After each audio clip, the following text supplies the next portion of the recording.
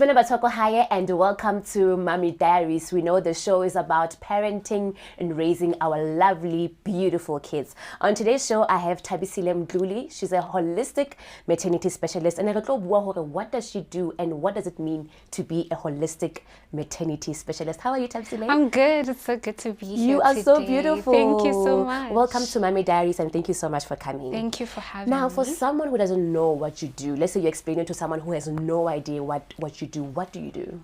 Okay, so I'm a maternity care specialist, and what that is I facilitate healing for pregnant and postpartum women, but I'm a general women's health service. So how it works is we start from the process of you preparing for birth. Say now, preparing for pregnancy. Yes.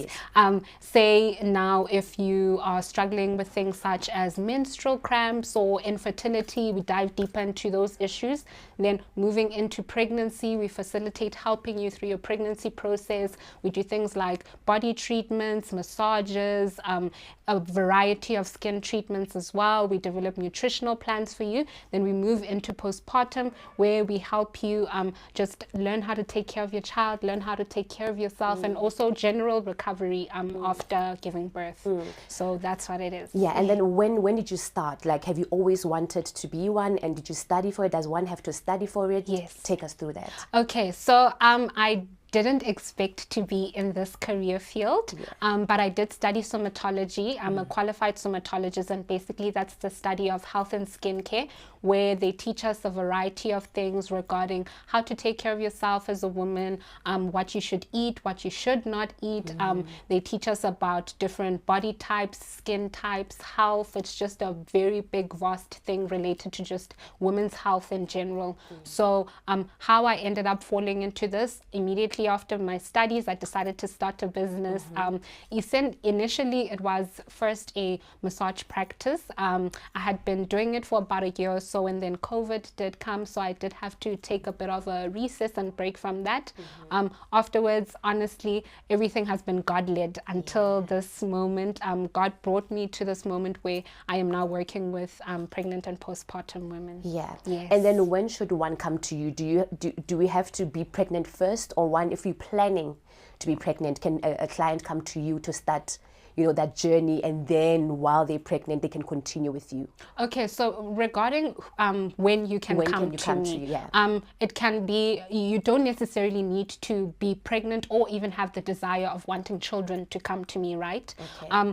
As a woman, if you're just struggling in general with reproductive issues, any sort of energetic, physical ailments, you come then. But regarding pregnancy and postpartum, from the beginning till the end. So I take women from the moment they find out they're pregnant after the first trimester, because I wait after the first trimester because the first trimester is a bit of a high risk zone. It's still the developmental stage for the baby and everything. So after first trimester, you do come all the way until you have given birth, and after as well. So I have no limitations, especially with postpartum. I feel like people always talk about that 6 weeks that we speak about, but it's not really 6 weeks. It takes quite some time for a woman to readjust into feeling like themselves again. Sometimes it can stretch over 2-3 years, or even after, because I have many women, they'd be like, oh, I have a 6-year-old, can I come? Yes, I take you if you're a mother. Yes. I have a 7-year-old, so when I come to you, what do we do? So when you come to me, we will focus on mostly healing you. So we look into your mental health, we look into your spiritual health, we look into your physical health, and we look into also your internal health, right? So since you have a 7-year-old, your treatment won't necessarily be based on your child. It will be based on, okay, how can we help Pasi come into balance again, basically. Yes. Got you. And then how has spirituality influenced everything, and what do you mean when you say spirituality? Okay, when I say spirituality, I am spiritually gifted, right? And basically what that means, as we would call it in our tradition.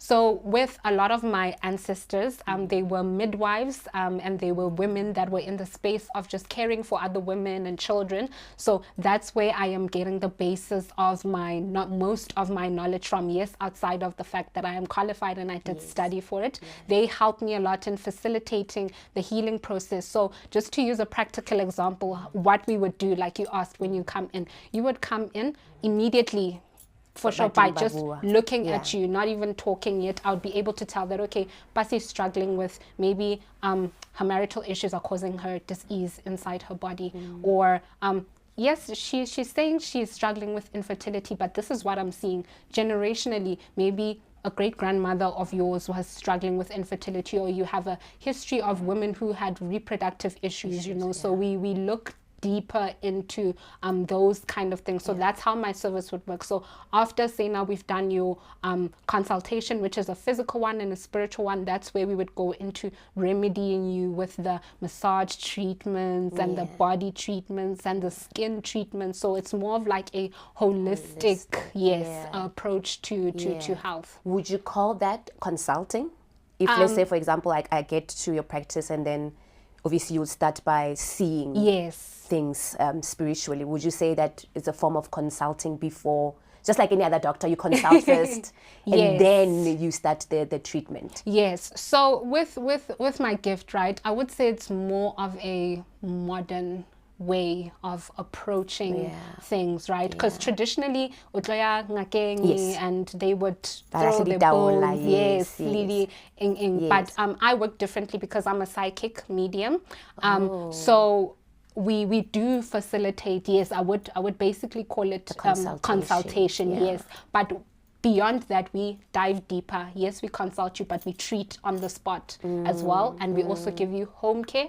And you come back as well for your regular monthly sessions until we have balanced whatever it is that you are struggling with internally and externally.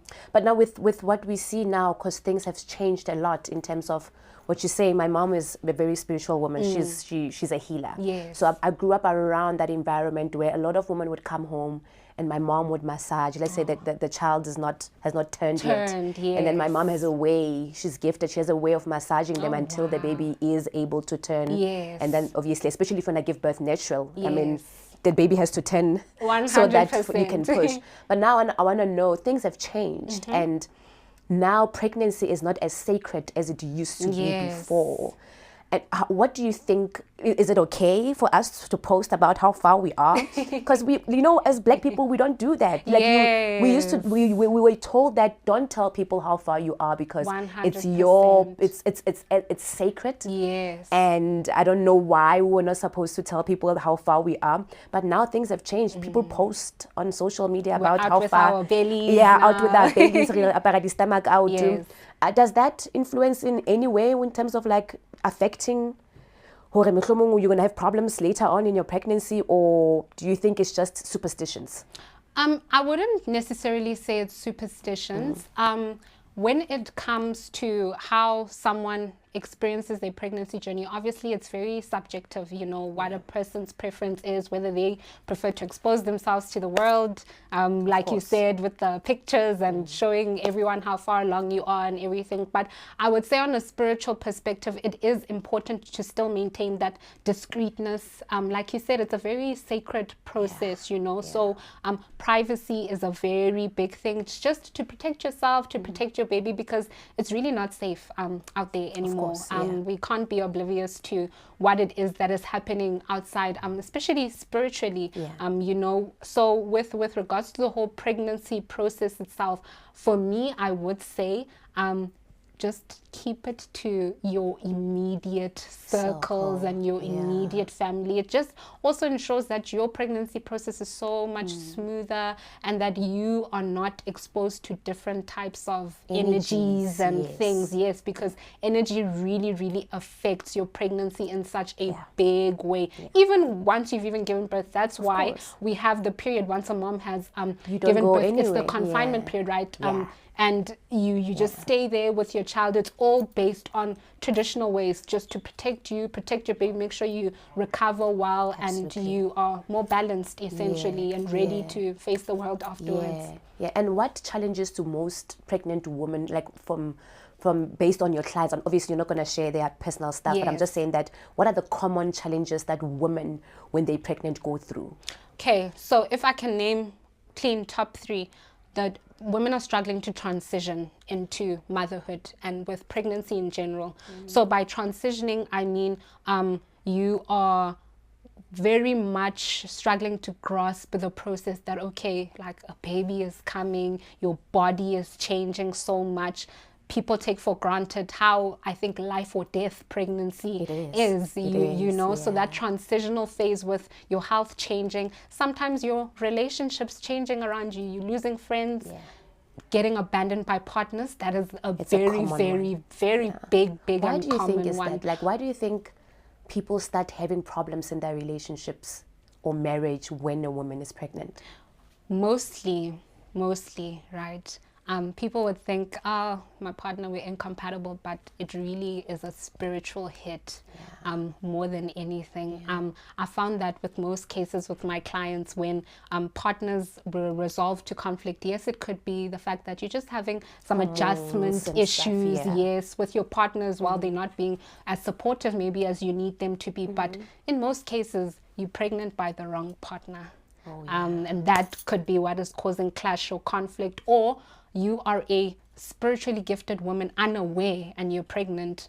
Could cause clashes with your spouse. So it could be a variety of reasons as to why that happens. Yeah. So we were going back, sorry, I asked you, we were going back to the three common... Oh, yes. Yes. So the first one would be, like I mentioned, the transitions.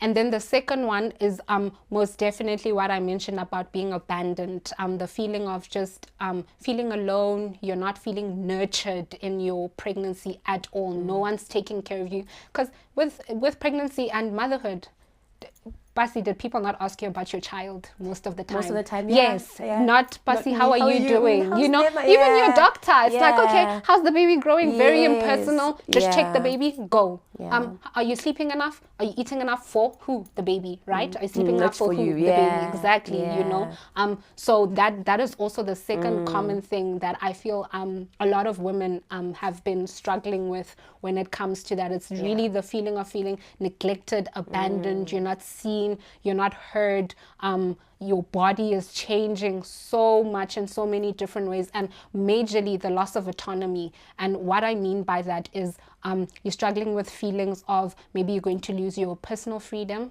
your identity as a woman, your independence as a woman, because oftentimes with motherhood and pregnancy, you are basically snowed under being a mother. You're snowed under being a wife. You're snowed under being a daughter, a sister, a this, a that. But what about you? You know, so I help you see that, okay, outside of you being all these things, this is who you are as Pasi. This is your purpose. This is why your child has come into the world, you know. This is why this and that is happening. Yeah, and then obviously a lot of women now have choices in terms of the type of like what birth, like if you want to go natural or cesarean and whatnot. Obviously back then it was mostly natural one way. Would you advise for women to continue having those choices, or would you say obviously most doctors would advocate for natural? But now it's the conversations are changing because they're like, oh no, it's cesarean is also fine.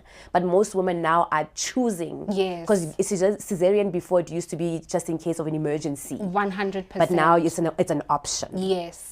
Like how in terms of your treatment, is the treatment different, or is it the same for women who've given birth natural and with the cesarean? So the nice thing about my services is they're very personalized, right? So whether you come in with a case of natural or cesarean, we cater according to that. So the treatments will be different according to what form of birth you have chosen.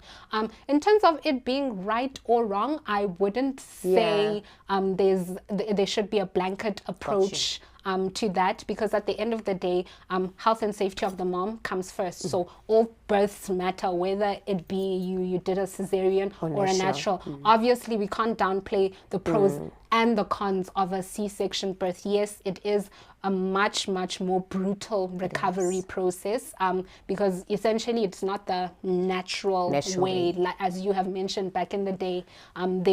We just gave birth vaginally most of the time, right?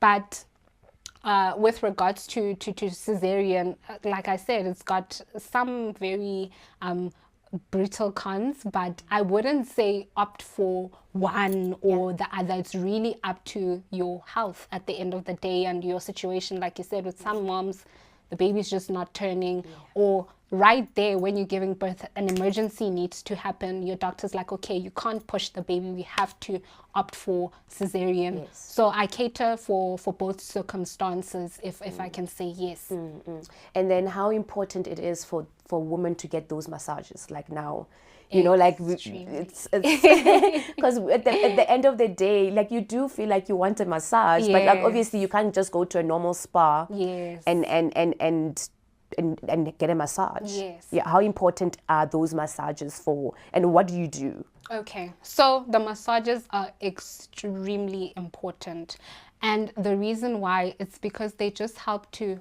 balance your whole body back again. Because most of the time, even when you're pregnant, even when it's postpartum, lots of women will say, I just don't feel like myself, you know, I'm missing a part of me, there's something that is just not sitting right in my body. So we just help to bring you back together and restore you. So with regards to your question with what it is that we actually do, yes, it's the touch therapy, which is the physical treatments and your massages, and I specially blend herbs and oils for you according to your condition on the spot when you get your treatment. But when we're going into a deeper dive, we do things like energy healing, where we look maybe into your spiritual background, because you could think, okay, I'm struggling with period pains, like I use that example, but no, perhaps you have trauma from your past that you have unresolved that could be translating as a physical ailment in your body. You could say now women who have cases where they are pregnant by sexual assault, you know, how do you deal with a case like that? Who do you go to for a case like that? You know, teenage pregnancy, who do you go to? How do you really deal with that? So in my massage services, we facilitate things like that. So when I say energy healing, we dive deeper into figuring out, okay, what is next for you? Why did this situation happen for you? What is the true and sustainable remedy? Because oftentimes with doctors, they give you, I would call them temporary solutions. Not that it is, not that I'm completely discounting science, just to make it clear, because it is extremely important, and there are many great contributions that medicine has done for women, but I'm talking about a long-term sustainable treatment for you, where you know that, okay, I'm not only going here to just grab my pills and go, I am coming here to really, really get to the core of what is actually affecting me outside of what I am physically feeling, you know. So we address holistically. Yes, we really, really dive deep, even into your spiritual history. Pasi, you would be so surprised how many women are currently suffering from problems, whether it be internal, external, reproductive, that have little to do with their physicality and more to do with their spiritual background, you know. Say now, for example, like I used for women that maybe fell pregnant by sexual assault. Yes, let's touch on that. It could be maybe you have a history that you're unaware about, where your great-grandmother, great-great-great-grandmother, all of them maybe have been raped or molested, one thing or the other. You have a history maybe of women that have struggled with miscarriages. You thinking it's you and the problem is with your health, but no, I help you identify that, no man, your grandmother says this and this and this is what has happened, so this is the solution for you. Maybe you need to get a cleansing. Maybe the solution lies in the massage treatment that I'm about to give you. There's maybe a specific herbs that I can give you to drink to help you detox, connect you and align you spiritually again. So it could be a vast amount of issues. We are very, as women, we're very like complex. We are. And so we like containers as you well. know, so our healing methods, it can't be a blanket approach to be like, okay, you have period pains, there's a contraceptive, go after, you know. It's just a matter of diving deep into why specifically is this happening to this person. Yes. And also it could what I'm getting while you're talking, it also means that you have to sort of believe in things like that. If, let's say, for example, emozalwane. Yes. Emozalwane cannot come there to you because bazolwane, most of the time, they don't believe in this spiritual thing. So I guess it has to be someone who understands and who's open to hear what you have to say, because we take for granted how generational things, generational curses just continue and continue and continue. Especially with women. I remember I once went to this lady, I don't know, she's a body whisperer. And she doesn't work with pregnant women, but you go there and you sit on a, you know, we grew up, but you must steam down there. Yes, yeah. Your yoni, yes. So you sit, it's quite... how do you Yes. You sit on this chair it's open, a circle. Yes, a circle. I do that treatment and then you sit there, and while you're sitting there, you're having conversations with her, and then she'll be able to tell you, I guess it's a gift, you can't just 100%. She was able to tell and mention few things like, no, you know, because I know for sure that I didn't grow up with any sort of abuse. But she picked up something. I'm like, okay, what do you mean by that? And she was like, when your mom was pregnant, my dad was very abusive. You see. And now I know her. And I've never been abused by anyone. But she's like, no, you have. I'm like, no, I haven't. So it's like a back and forth. No, you haven't. I'm like, no, I haven't been abused. And she's like, okay, let's go back. Yes. And then I asked my mom is like, yeah, when I was pregnant, your dad used to beat me up. And that trauma went all the way. Yes, the body keeps, the muscles keeps that.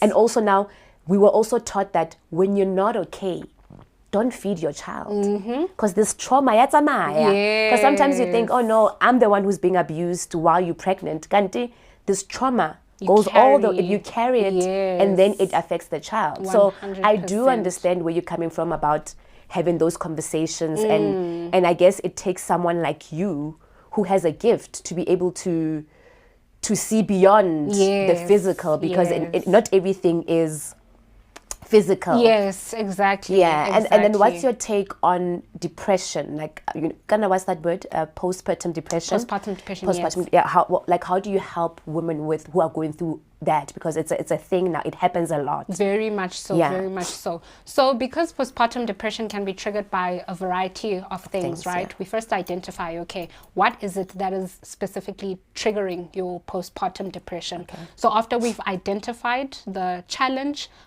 the solution is, okay, do you need more physical therapy, which would be the obvious massages and stuff? Do you need more emotional therapy? There we go into the talk therapy, where we are doing the spiritual counseling, and like the lady that assisted you, identify, okay, did you get abused? Is this what the issue is predominantly? And we provide a lot of emotional support to women, give them closure regarding, because with even postpartum depression, I think people forget, sometimes it's not because you have your baby on you. You could get postpartum depression from you don't have your baby, got a stillborn, miscarriage.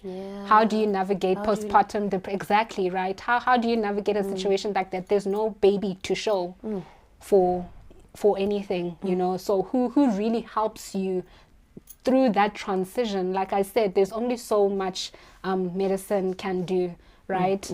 After all is said and done, after you left the doctor, no baby in your hand, your body is left, you've got breast milk, you're bleeding. Sometimes you went through the trauma of getting a cesarean with no baby, you know. Who restores your body? So that's where my service comes, where I give you that physical closure to say, okay, here's how you can take care of yourself. This is what I can do to physically touch you and help you, because the power of touch is so underestimated. Sometimes that's really and truly all you need to be able to be okay, you know. Emotional therapy, give you closure. You know, I had a situation where a pregnant woman came in. She had a previous stillborn. Her baby came through to reassure her that, Mom, just because I didn't make it, it does not mean you're not a mother. I am still here for you, you know. I'm still your child. I couldn't make it to you. God took me early, but I will always be in your life. Remember me. So being able to give someone closure with something so deep and big that has happened to them is really and truly rewarding. So those are the ways in which we facilitate the healing. It's giving that emotional closure, that spiritual closure, and that hope to say, you know what, it's not really over if you can't conceive at all. It's not over if you've had multiple miscarriages or you feel like health system has failed you. It is not over if you've had if you're struggling with infertility. It's not over if your child didn't make it to the world. There are still other options, and just because certain situations happen to you doesn't make you less of a woman. So we are here to instill that in women, that you know, you are more than just your reproductive system. You're more than just your body. There's a being inside you that exists. You have a purpose to fulfill, all these things. So when it comes to how we remedy postpartum depression, it's just facilitating all those things, yes, and putting them into place to help you be balanced again. And now, do you work together with, let's say for example, I come to you, obviously I'll go to a gynae, yes, or a midwife, obviously yes, they have their own, take these vitamins. I can still be able to take your herbs while I'm yes, taking that. Is it safe?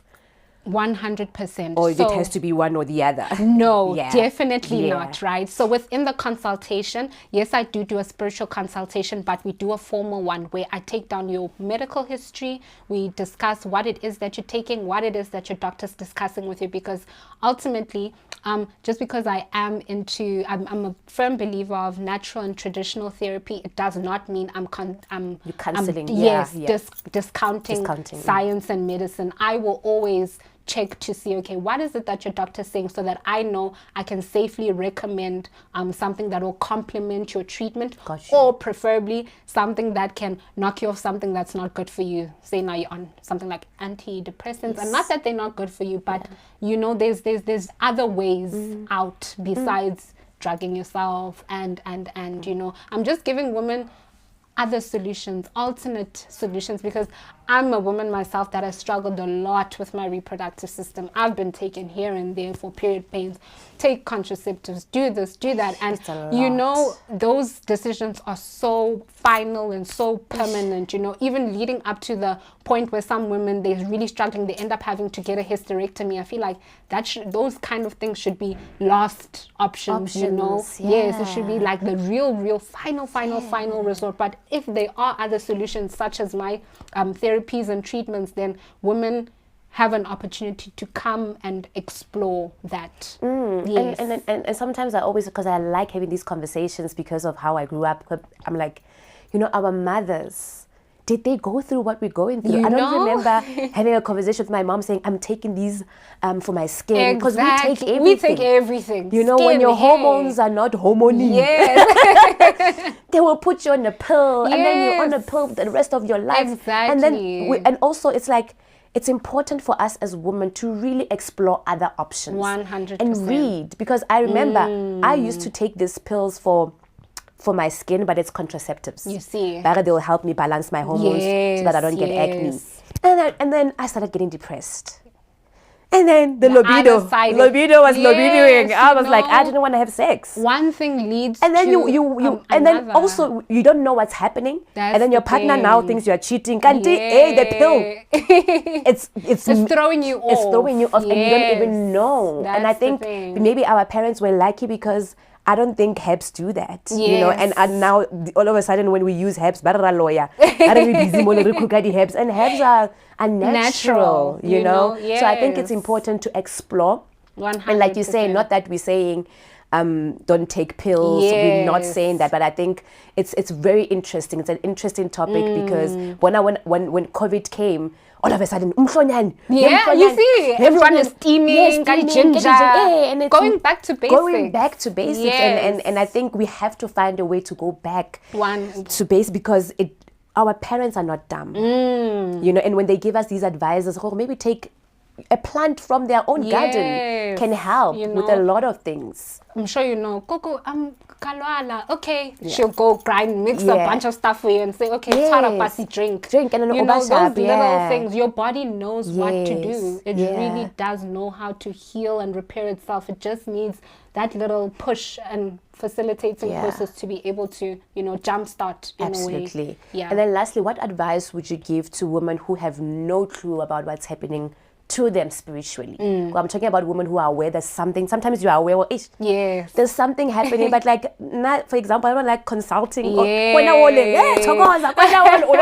Everywhere, but you can feel, man, there's something, I need clarity, especially when they're pregnant, because obviously the show is about pregnancy and motherhood. What advice would you give to women like that who can feel like clarity of some sort to be able to start this healing? Because we have to heal. We really, and the healing is not a one-day thing. And the healing, it begins right there in the stomach, like you're saying. You know, with cases like that, I would honestly advise women, go for it. You know, don't be so afraid of the unknown. I feel like because of the negative connotations and misconceptions when it comes to African spirituality in general, to the public, that's what gives people the resistance. But don't shut down something you don't know. You know, sometimes the very thing you're running away from is the very thing that's going to give you the healing that you need and the restoration that you need. So with a service like mine, actually, it is a safe space for women to come. I don't force women into things that they don't want to do. The most that you can get from me is enlightenment, honestly, and how to just proceed moving forward. You will honestly be doing yourself more good by tapping into that zone. And at the end of the day, my service is very much God-centered, because you would find you are thinking, oh, it's all these million problems, but I can tell you, go pray. Just pray. Go pray. Like your ancestors are telling you, you're spiritually disconnected. And you will be okay.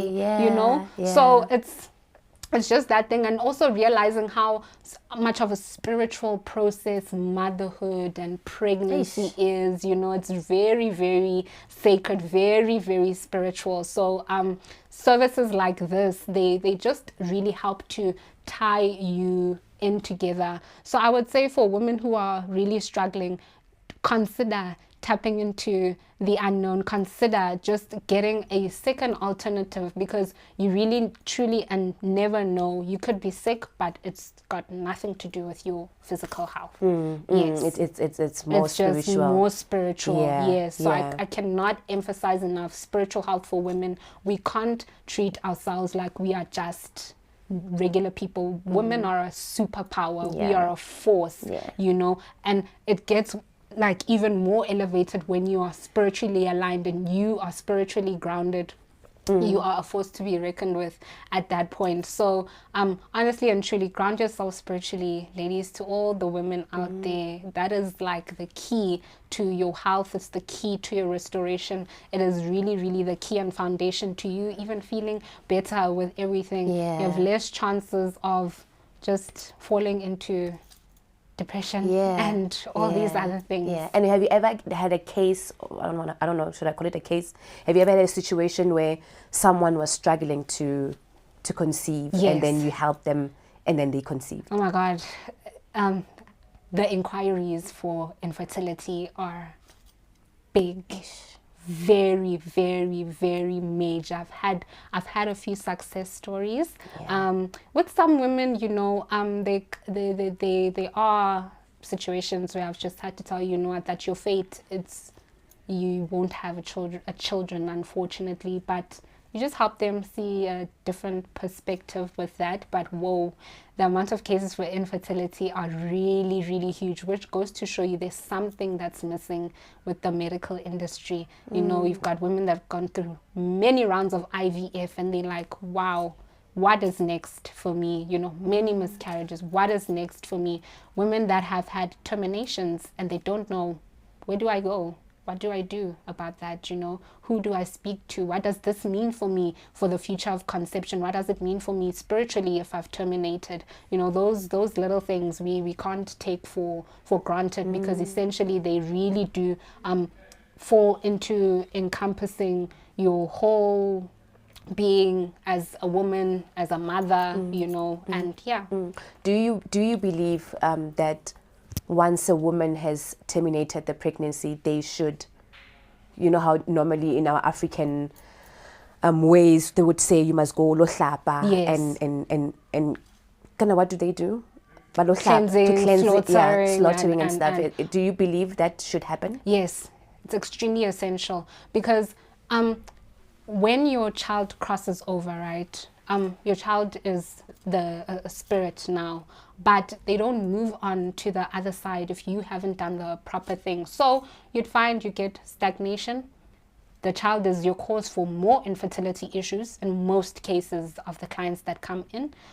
So it is extremely essential that you do something about that. It can't just be termination and it just passes. And even for your own cleansing and your own clarity, just so things in your life don't get hindered, and you also know, okay, what is happening with my energy? What is happening with my body? It's extremely important for ladies who have terminated to spiritually do something about it and cleanse. But there are different methods to cleansing now. You know, it's not such a one-way approach where you have know, to go back especially home for women. Yes, women who are unfamiliar with African spirituality, it would be a very overwhelming process to just immediately be like, okay, I'm taking you to the river, gonna slaughter a chicken for you. It's like, okay, what am I doing? You know, it's about breaking this down little by little. And like I said, for different people, sometimes you would need to go to the river and cleanse. Some ancestors are like, na kopela Thabelo. Wana o is gonna cross over if you do this maybe 3-day ritual of prayer or what, you know.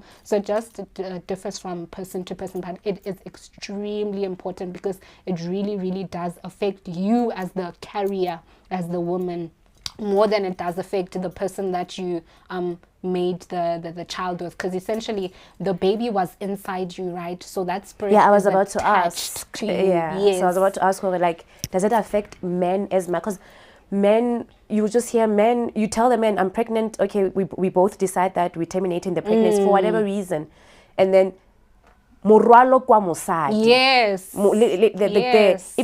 I'm not saying, I was watching this interview at Diaries where he was just crying and saying that, you know, when women go through a miscarriage, we forget to check on the man. Yes. When a man goes through a divorce, we forget to check on the man. Even in this case, it becomes more of a heavy burden for Mosadi than Munna. 100%. So if they have to do a cleansing, and they're still a couple, so they shouldn't do a cleansing together. Oh no, most definitely. In cases like that, cleansings must be done, can be done together depending on the case, but heavily the responsibility and duty lies on the person who carried the baby. It really hits you the most, more than the man, if I'm being very honest. It really, really does affect you more.